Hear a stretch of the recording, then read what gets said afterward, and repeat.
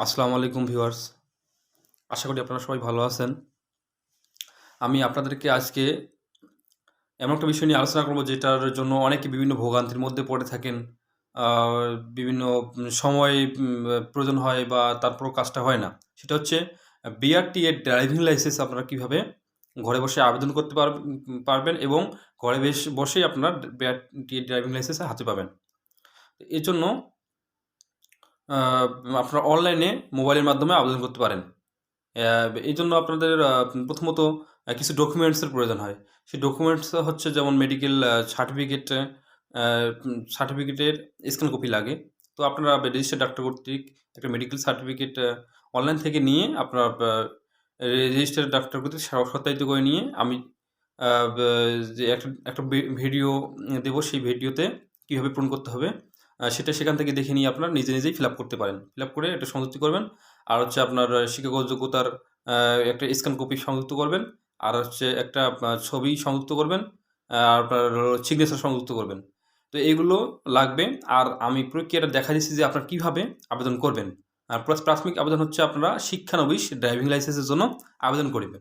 এজন্য আমরা ১ম এ ক্রোম ব্রাউজারে যাব। ক্রোম ব্রাউজারে গিয়ে আ আমরা সেখানে বিএসপি, বিএস আ পি লিখে সার্চ দিলেই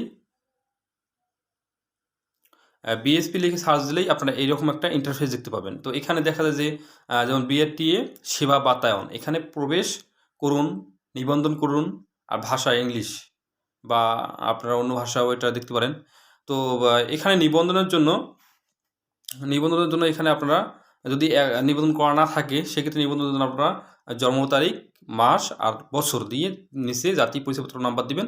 দিয়ে তারপর একটা মোবাইল নাম্বার দিয়ে অনুসন্ধান করলে কি আপনার এনআইডি কার্ডটা ভেরিফিকেশন হলে তারপর একটা মেসেজ দিবে। ফোনে মেসেজ দিয়ে তারপর আপনার একটা অ্যাকাউন্ট ক্রিয়েট হয়ে যাবে।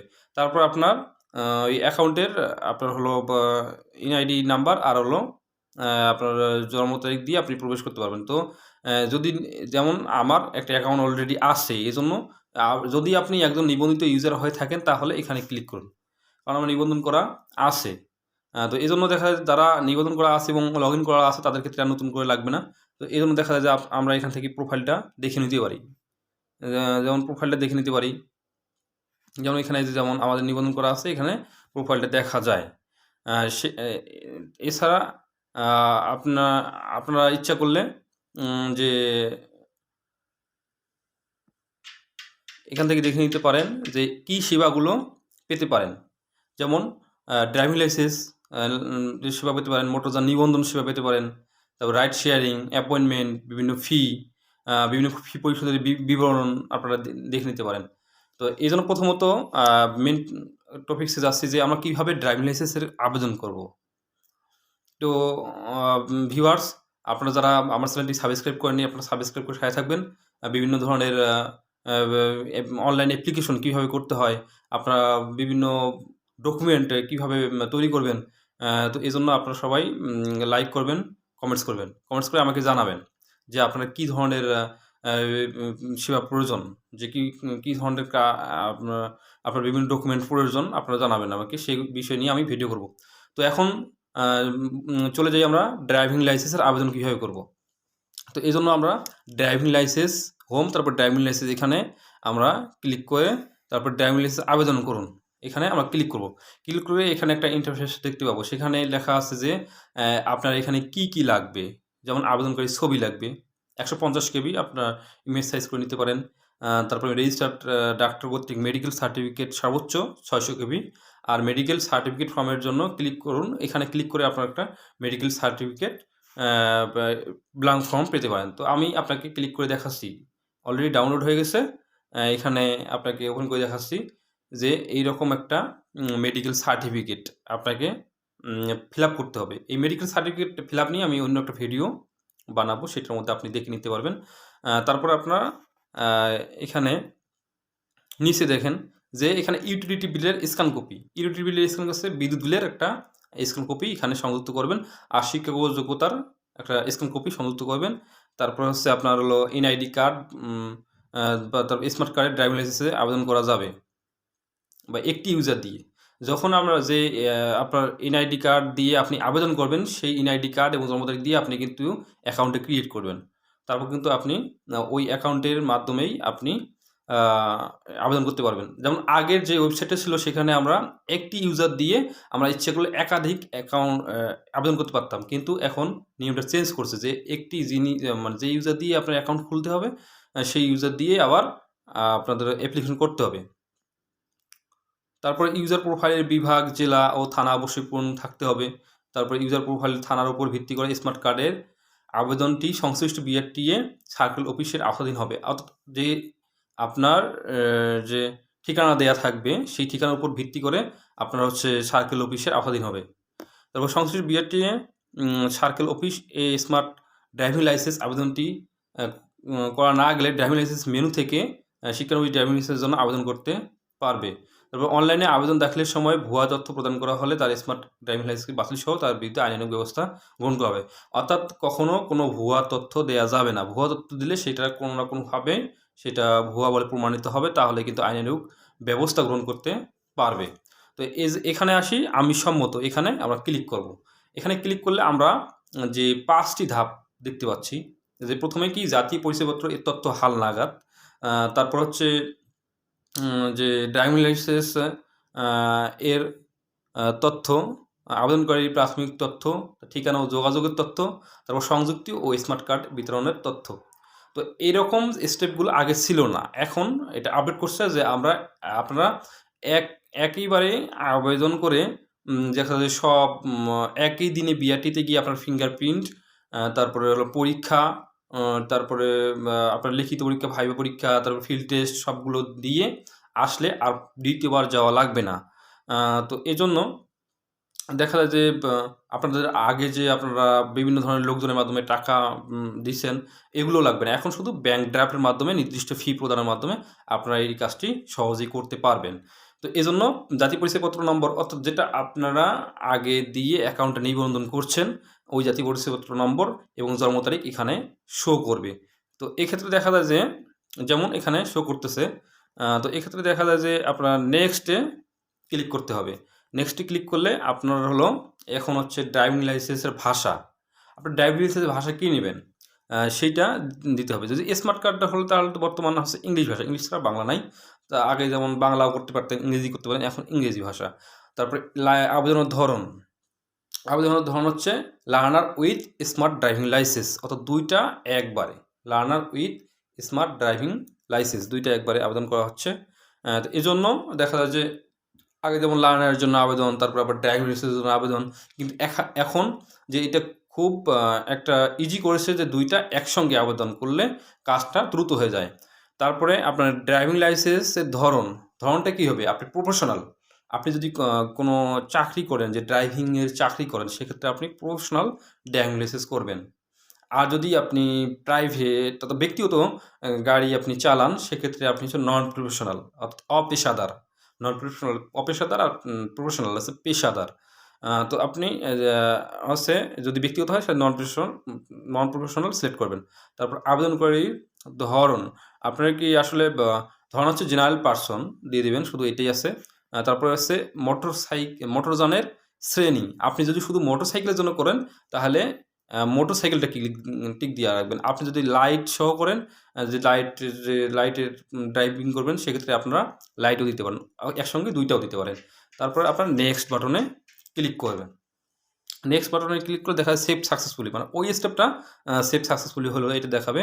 তারপর আপনার হচ্ছে আগের যে আপনার তথ্য, যে আবেদনকারীর প্রাথমিক তথ্য, আবেদনকারী প্রাথমিক তথ্যগুলো এখানে অটোমেটিক চলে আসবে, যে আপনি যখন এনআইডি নাম্বার দিছেন বা জন্ম নিবন্ধন, আপনার হলো বার্থ রেজিস্ট্রেশন নাম্বার আপনার জন্ম তারিখ দিচ্ছেন, তখনই এই তথ্যগুলো অটোমেটিকভাবে চলে এসেছে এবং এখনও তাই চলে এসেছে। চলে আসার পর আপনারা হচ্ছে এখানে সব কিছু শো করবে, এখানে সব কিছু আপনারা ফিল আপ করবেন, যেমন নাম এগুলো শো করবে অলরেডিতেই। আর হচ্ছে আপনার নতুন করে ফিল আপ করতে হবে, যে যদি আপনি কোনো আপনি যদি মেরিড পার্সন হন, সেক্ষেত্রে স্বামী বা স্ত্রীর একটা নাম্বার দিতে হবে, আর সিঙ্গেল হলে সেক্ষেত্রে দেওয়ার দরকার নেই। তারপরে যেমন রক্তের গ্রুপ, তারপরে আপনার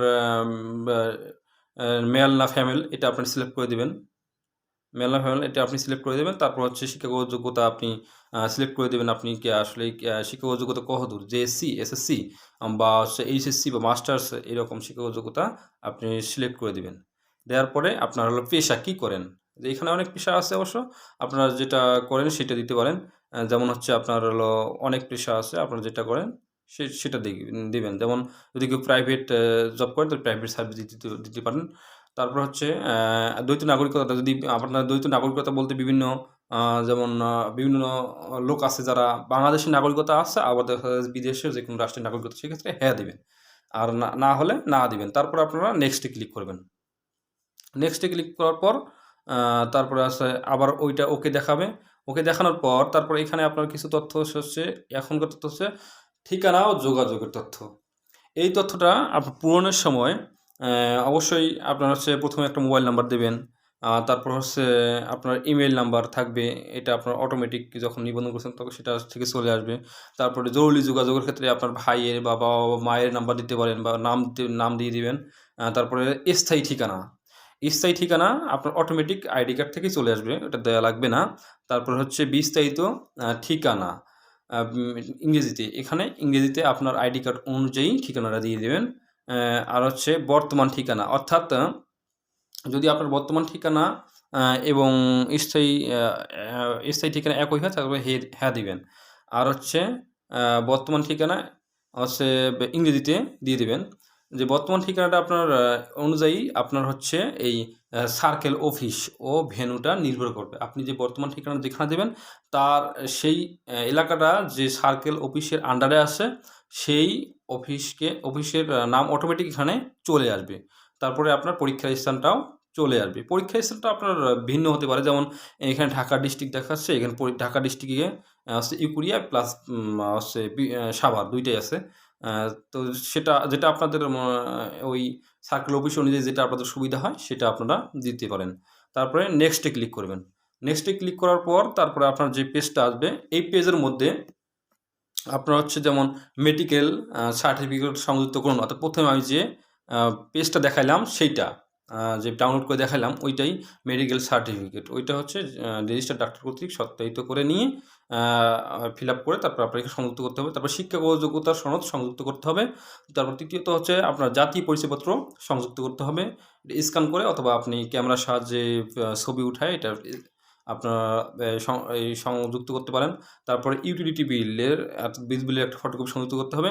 আর কার্ড প্রাপ্তির ধরন আপনার এখন কিন্তু দেখা যায় যে বিভিন্ন ধরনের বিভিন্ন সময় বিভিন্ন অজুহাতের মাধ্যমে আমরা বিভিন্ন হয়রানির শিকার হয়েছি। কিন্তু এখন ডিজিটালাইজের যুগে দেখা যায় যে আপনার বাই পোস্ট অর্থাৎ ডাকযোগে কার্ডটা পেতে পারবেন।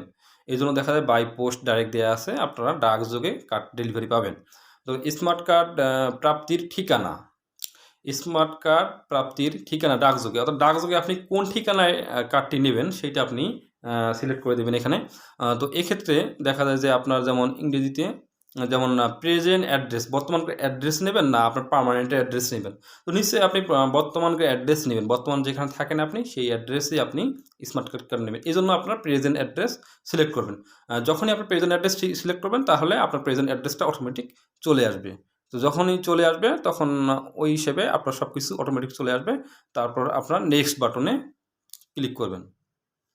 অর্থাৎ নেক্সট বাটন এখানে আসতেছে না। এই যে আমাদের আপনারা এই মেডিকেল সার্টিফিকেট বা শিক্ষাগত যোগ্যতার সনদ সংযুক্ত করবেন। তারপর জাতীয় পরিচয়পত্র সংযুক্তি তারপর ইউটিলিটি বিল এগুলো মানে ইয়ে কমপ্লিট করার পর আপনার নেক্সট বাটনে ক্লিক করে আপনার সাবমিট বাটনে তারপর সাবমিট বাটন অন হয়ে যাবে। তারপর আপনি সাবমিট বাটনে ক্লিক করে আপনার লার্নার কার্ডটা প্রিন্ট করে নেবেন। তো ভিউয়ার্স আজকের যে ড্রাইভিং লাইসেন্সের আবেদন প্রক্রিয়ার নিয়ে আলোচনা এই পর্যন্তই শেষ। তো আপনারা যদি পেমেন্টের বিষয়ে আপনারা অন্য কোনো আদার্স কোনো আপনাদের প্রশ্ন থাকলে আপনারা আমাদের কমেন্টস বক্সে জানিয়ে দেবেন। আমি সেই অনুযায়ী আপনাদের জন্য ভিডিও তৈরি করতে পারবো। পরবর্তী দেখে আপনারা পেমেন্টটা করতে পারবেন। তো ঠিক আছে, সবাইকে ধন্যবাদ জানিয়ে শেষ করছি আমার আজকের ভিডিও। তবে আপনারা যদি কেউ আমার চ্যানেলটি সাবস্ক্রাইব করে না থাকেন তাহলে আপনারা সবাই সাবস্ক্রাইব করে সাথেই থাকুন এবং বেল আইকনটি প্রেস করে সাথে থাকুন। সবাইকে ধন্যবাদ।